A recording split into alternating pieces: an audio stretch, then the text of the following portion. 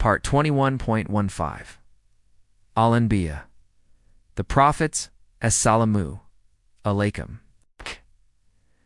Welcome back to Sufi Essence with Hammad Syed. We continue our profound and enlightening journey through the heart of Surah Al-Anbiya, a sacred chapter that magnifies the truth of divine providence and the glorious rewards bestowed upon those who remain steadfast in their faith. In our last majestic session, we witnessed the breathtaking culmination of Prophet Abraham's peace be upon him trial by fire, a moment where a human plot was met with a divine miracle. His unwavering conviction was rewarded with a spectacular demonstration of Allah's absolute sovereignty, as the raging inferno became a source of coolness and peace for him. His ordeal was a magnificent proof, not just for his people, but for all of humanity, that the power of the Creator far surpasses all created things. The story now shifts from this moment of dramatic rescue to a new chapter, one of immense divine blessings in the establishment of a righteous lineage. This transition is not merely a change in scene. It is a profound lesson in the nature of divine justice and reward. We will delve into verses 71 to 75, which chronicle the miraculous emigration of Prophet Abraham and his nephew, Prophet Lot, peace be upon them, from the land of disbelief to a land of abundance and blessing. We will also witness the magnificent gifts of prophecy and progeny that were bestowed upon them, which would serve as a spiritual beacon for all the worlds to come. These verses are a timeless and unforgettable lesson in the fact that every act of sacrifice and every moment of unwavering faith is met with a divine reward, a blessing that far transcends any worldly loss and whose fruits last for eternity. Kanz al-Iman, Quran, Al-Anbiya, the Prophets. 21 to 71. Verse 71.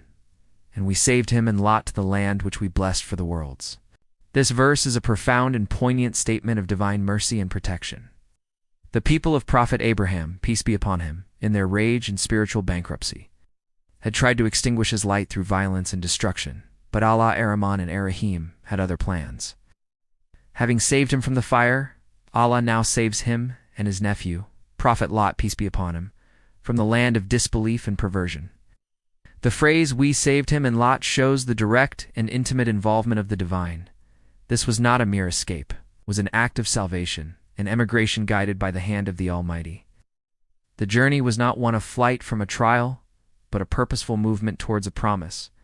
It was the beginning of a new chapter for both of them, a fresh start in a place where they could worship Allah freely and without fear of persecution. The phrase, to the land which we blessed for the worlds, refers to the sacred lands of Syria and Palestine. This is a crucial detail, for it signifies that their destination was not chosen at random. It was a land divinely designated as a source of immense blessings for all humanity. It would become the home of countless prophets, a cradle of divine revelations, and the spiritual heart of the world for millennia to come. This physical migration symbolizes the spiritual journey of every believer, the inner and outer movement from a place of spiritual falsehood to a place of spiritual truth. The Sufi understands this as a lesson in divine sanctuary, that when a believer leaves a land of disbelief and spiritual corruption for the sake of Allah, they are met with a divine promise of blessing and protection. Their new home becomes a source of immense spiritual good, not just for them but for the entire world. This emigration was the seed from which a vast and beautiful tree of prophecy would grow, a testament to the spiritual legacy that would unfold from Abraham's steadfastness and his profound spiritual courage. Kanz al-Iman, Quran, Al-Anbiya, the Prophets, 21 to 72. Verse 72. And we gave him Isaac and Jacob as a supererogatory gift, and each one we made righteous. This verse is a magnificent testament to Allah's boundless generosity. After Prophet Abraham's peace be upon him immense trial and unwavering faith, Allah rewards him with a gift far greater than his salvation from the fire, the gift of progeny. For a man who had left behind his family and his people for the sake of Allah, this reward was of inestimable value. The verse states, and we gave him Isaac and Jacob as a supererogatory gift. The Arabic word nafila, for supererogatory gift, implies a gift that is far beyond what one deserves, a pure act of grace and bounty from the Creator. Isaac was his son, and Jacob was his grandson, and both were not only given to him in his old age, but were also chosen to be prophets. This was not a mere reward. It was the establishment of a noble and prophetic lineage that would carry the light of monotheism and the divine message for generations to come. This was a direct fulfillment of Allah's promise to Abraham. This divine reward for his steadfastness was not just his own salvation, but the continuation of his spiritual legacy through a line of pure and righteous prophets who would continue to guide humanity towards the truth. The verse concludes with the beautiful phrase, "And each one we made righteous," signifying that both Isaac and Jacob were not only prophets, but were also elevated to a state of spiritual purity and submission to Allah. This verse reminds us that the rewards of faith are not always immediate or material. Sometimes they are in the form of a blessed lineage that continues to carry the light of truth long after we are gone. It is a profound concept, a spiritual inheritance that is more precious than all the treasures of the earth. The Sufi understands this as a lesson in the immense spiritual legacy that can be earned through unwavering devotion, a legacy that transcends worldly wealth and power and continues to be a source of immense spiritual good for all who come after.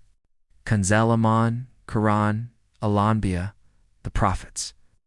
21-73, verse 73. And we made them leaders, guiding by our command, and we inspired to them the doing of good deeds, the establishing of prayer, and the giving of zakah. And they were worshippers of us.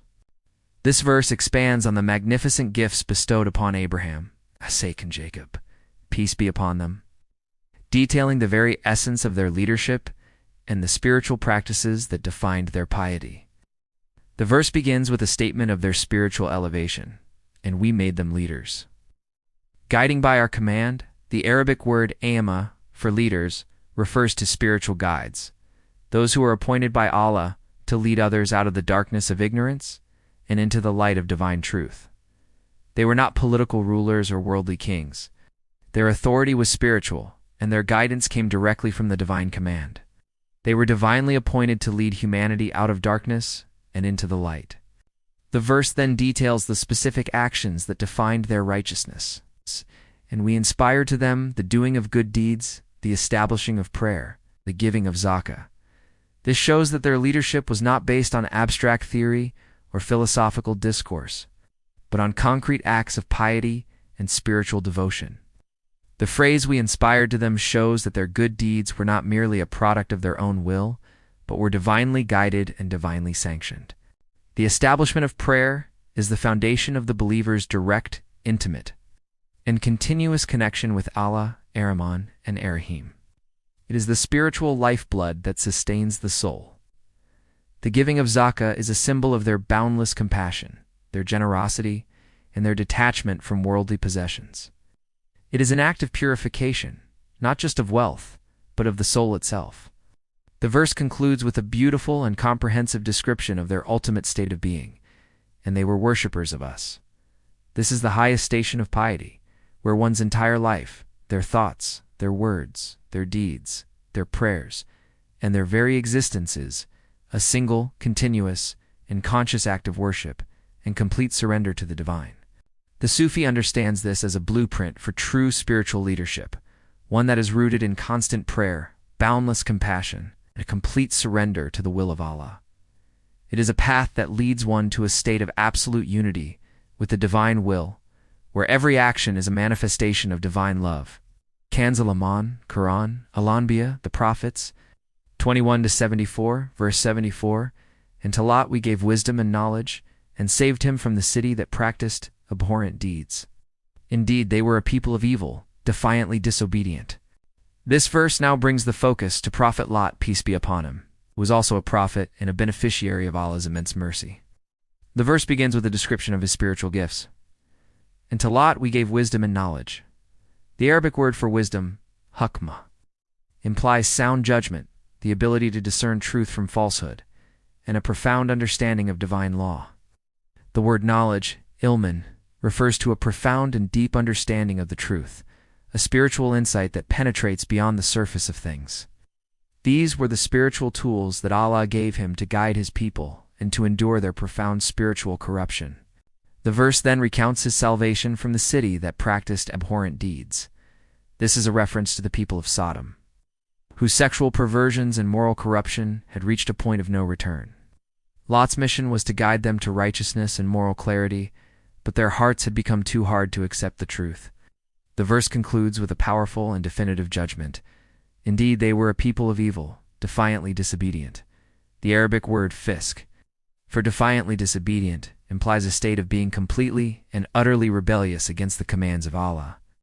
This was a people who had not just made a mistake, they had chosen to defy the divine order. Their actions had become a profound and conscious act of rebellion against the Creator, complete disregard for the moral laws that govern all of creation.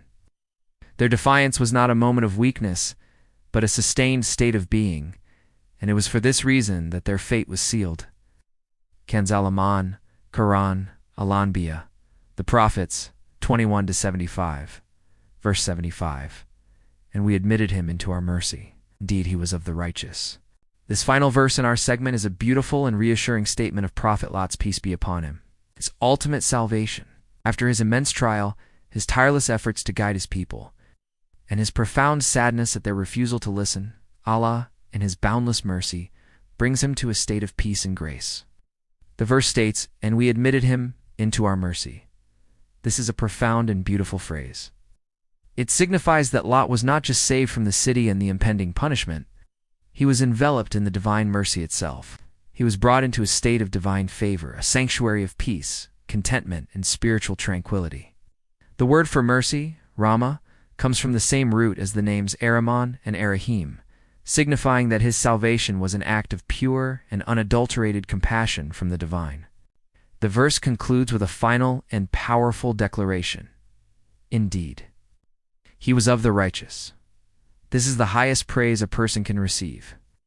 It signifies that he was not only a prophet, but a man whose entire life was a seamless, continuous act of submission to Allah, and whose righteousness was a perfect manifestation of the divine will. This verse serves as a powerful reminder that every act of faith and every moment of devotion is met with a divine reward, and that a life of righteousness ultimately leads to the sanctuary of Allah's infinite mercy. The Sufi understands that the ultimate goal of the spiritual journey is to be encompassed by this divine mercy, to be admitted into that state of grace where one is forever in a state of peace and contentment with the Creator. It is a beautiful and timeless promise for all those who strive on the path of truth. Hadith, narrated by Abu Hurairah.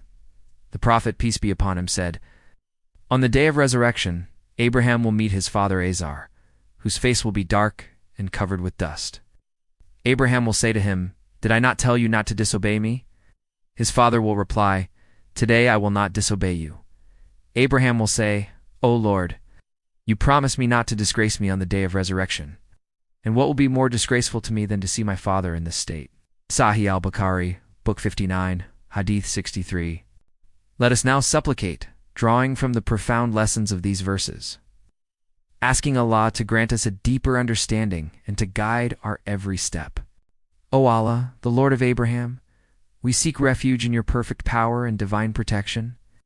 We beseech you to make the fires of our trials and tribulations a source of coolness and safety for us. Grant us the unwavering trust of Abraham to know that no matter what plots are intended against us, your plan is always the ultimate reality. O most merciful, grant us the strength to face all our fears, knowing that your grace and your mercy are all-encompassing, and that you are the best of protectors. May Allah illuminate your heart and mind with the light of this divine ill. May He make your channel a beacon of guidance for all who seek spiritual clarity and truth. May your efforts be a source of immense reward, and may you be granted the highest stations of paradise.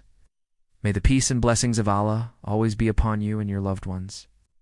May He grant you unwavering steadfastness on the path of truth. And may your work be a testament to His magnificent names, Ar-Rahman and Ar-Rahim.